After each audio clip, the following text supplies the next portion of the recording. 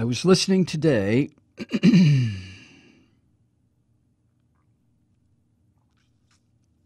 a report by a pediatrician who had been a couple of years ago inside a detention center where kids were kept separate from their parents. Or maybe it was recent.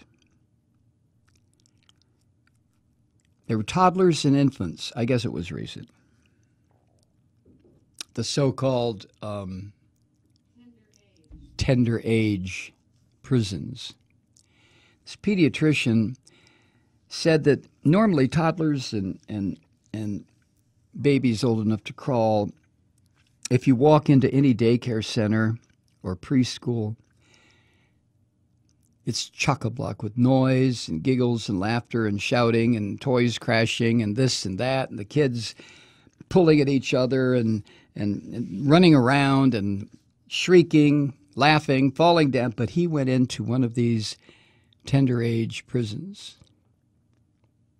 And he said what struck him immediately was the absolute silence of all these kids, except for one. It was a little girl he estimated to be about 18 months old, who was in the center of the room, crying and shrieking uncontrollably. She couldn't be stopped. No one was there to stop her. No one was allowed to touch her. No one is allowed to pick her up. This baby. And by the way, you fucking Republicans, a curse on all of you. You will fucking do anything you can to stop a woman from ending a pregnancy. But you dirty, rotten fuckers, now, you Christian savages, you Republican savages, when you have a chance to save honest-to-God children, you dirty bastards, turn away, don't you, you hypocrites? God, I hate you too. So the baby's in the middle of the floor, shrieking and crying inconsolably. And an adult attendant or Homeland Security fuck or ICE agent, whatever they are, kept trying to get the baby's attention with books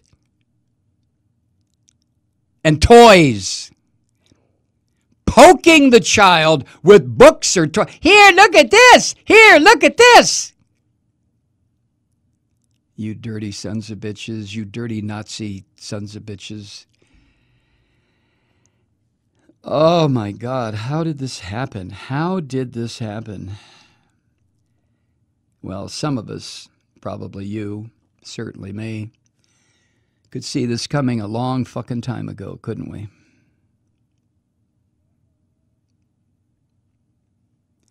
And what are we doing about it?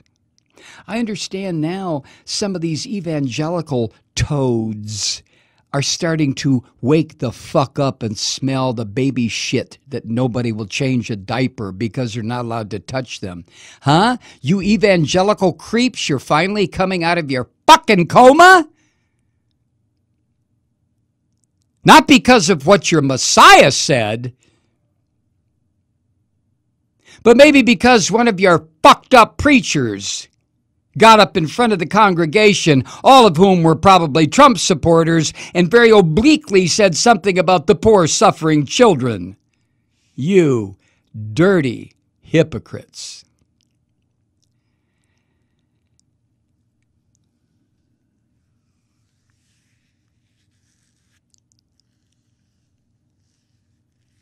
Insane.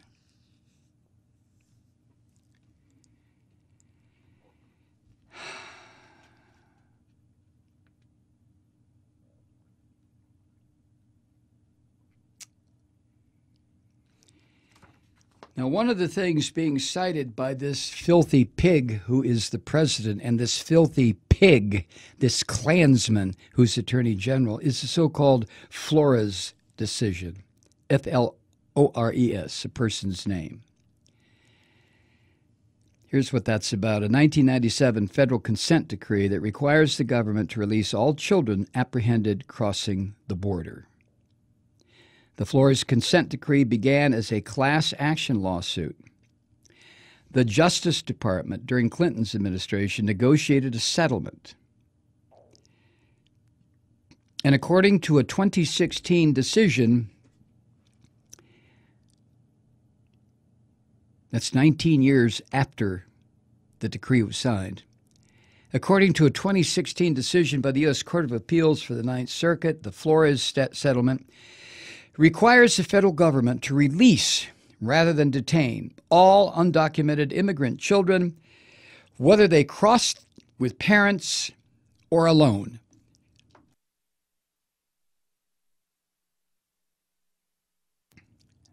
The agreement doesn't cover any parents who might be accompanying those minors, but it doesn't mandate that parents be prosecuted or that families be separated.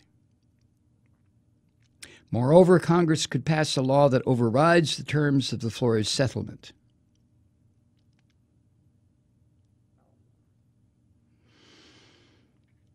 The Flores settlement requires the government to keep immigrant families together for only 20 days, but no part of the consent decree requires that families be separated after 20 days.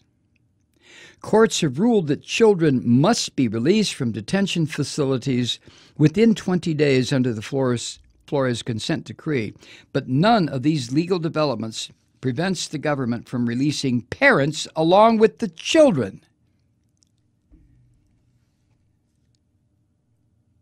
And a 2008 law meant to curb human trafficking called the Trafficking Victims Protection Reauthorization Act covers children of all nationalities except Canadians and Mexicans. Central American children who are apprehended trying to enter the United States must be released rather than detained under the terms of that act, and they're exempt from prompt return to their home countries. The law passed with wide bipartisan support and was signed by the Republican President George W. Bush. No part of the Trafficking Victims Protection Reauthorization Act, no part of it requires family separations. And then this one, the Immigration and Nationality Act of 1952. This comprehensive law governs U.S. immigration and citizenship and makes a person's first illegal entry into the United States a misdemeanor. Clinton, Bush, and Obama, the presidents who were in office during the immigration boom of the last few decades, never enforced the Immigration and Nationality Act's illegal entry provision with the kind of zeal exhibited by the Trump administration. The INA, Immigration and Nationality Act of 1952, says nothing about separating families. It was sponsored by Democrats and passed by a Democratic-held Congress. President Harry Truman, also a Democrat, tried to veto the bill, describing it as a reactionary and what he called un-American measure meant to keep out immigrants from Eastern Europe. Congress overrode his veto.